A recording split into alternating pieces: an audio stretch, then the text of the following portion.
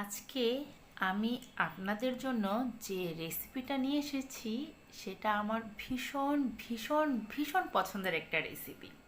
এটা হচ্ছে চিংড়ি মাছের মালাইকারি। এই রেসিপিটা আপনারা যদি আমার ভিডিও দেখে একদম হুবহু বাসায় করেন, একদম পারফেক্ট একটা চিংড়ি মাছের মালাইকারি আপনারা তৈরি করে নিতে পারবেন। চিংড়ি মাছের মালাইকারি তৈরি করার জন্য এখানে আমি বাগদা সাইজের যে চিংড়ি মাছ আছে, অর্থাৎ একটু বড় চিংড়ি মাছ নিয়েছি। এটাকে খুব ভালো করে পরিষ্কার করে নিয়েছি। মাথার মধ্যে কিন্তু ময়লা থাকে চিংড়ি মাছের, এই জন্য মাথার ময়লাটা পরিষ্কার করে ফেলে দিয়ে আমি কিন্তু স্কিনটা ফেলে দেইনি, তাতে করে চিংড়ি মাছটা একটু বড় দেখা যাবে।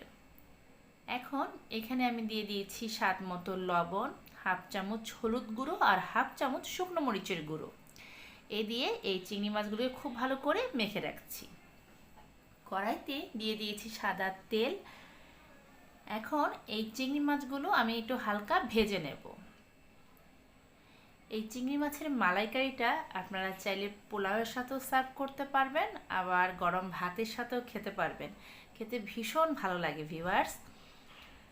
দেখুন মাছগুলো আমি কিন্তু দিয়ে দিয়েছি, দিয়ে এগুলোকে আমি হালকা ভেজে নেব, খুব একটা বেশি ভাজবো না।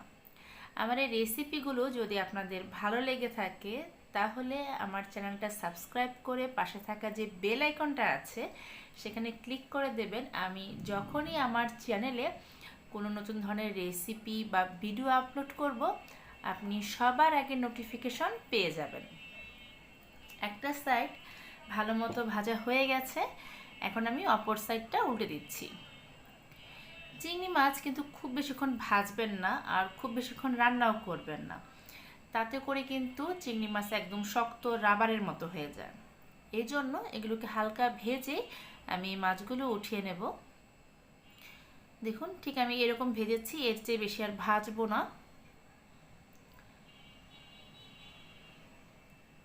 এই মাছগুলো উঠিয়ে নিচ্ছি। এখন কড়াইতে আমি একটু সাদা তেল দিয়ে দিয়েছি, আর এখানে আমি একটা মশলা দিয়ে দিয়েছি। এখানে আমি 8-10টার মতো কাজু বাদাম, 2 টেবিল চামচ টক দই, 1 চা চামচ জিরা, 2টা কাঁচামরিচ আর আদা বাটা দিয়েছি প্রায় হাফ চা চামচ। সব কিছু ব্লেন্ডারে একটু মিহি পেস্টের মতো করে নিয়েছি। তারপর এই পেস্টটা আমি দিয়ে দিলাম, দিয়ে খুব ভালো করে আমি এই তেলের সাথে মশলাটাকে কষিয়ে নিব। আর আমি দিয়ে দিলাম স্বাদ মতো লবণ। লবণ দিয়ে এই মশলাটাকে তেলের সাথে খুব ভালো করে কষিয়ে নিচ্ছি। এখানে আমি দিয়ে দিয়েছি 1 চামচ শুকনো মরিচের গুঁড়ো আর হাফ চামচ হলুদ গুঁড়ো।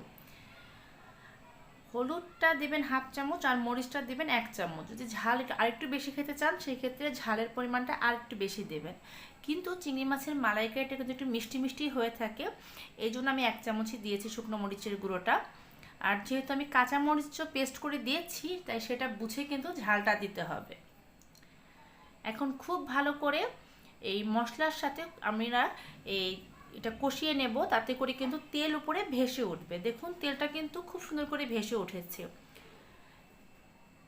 যেহেতু এটার মধ্যে কাজু বাদাম দিয়েছি, এই চিংড়ির মালাইকারিটা খেতে ভীষণ ভালো লাগবে।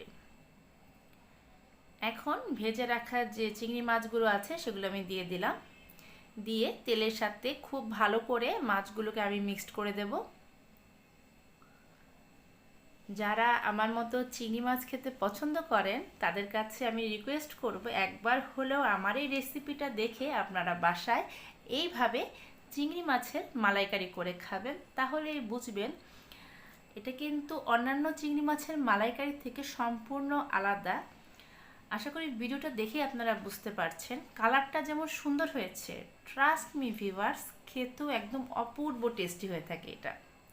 আমার বাসায় এই রেসিপিটা সবাই পছন্দ করে। এখন আমি এখানে দিয়ে দেব নারিকেলের দুধ। আমি কিন্তু একটা নারিকেল কুড়িয়ে তারপর এটা থেকে দুধ বের করে নিয়েছি, সেই দুধটা আমি দিয়ে দিলাম। এখন নারিকেলের দুধ দিয়ে এই চিংড়ি মাছটাকে খুব ভালো করে আমরা মিক্সড করে দেব। দেখুন এটা কিন্তু খুব ভালো করে মিক্সড করে দেওয়া হচ্ছে। আপনারা কিন্তু চাইলে এই চিংড়ি মাছের মালাইকারিটা ফ্রাইড রাইসের সাথেও খেতে পারবেন, তাতেও ভীষণ ভালো লাগে।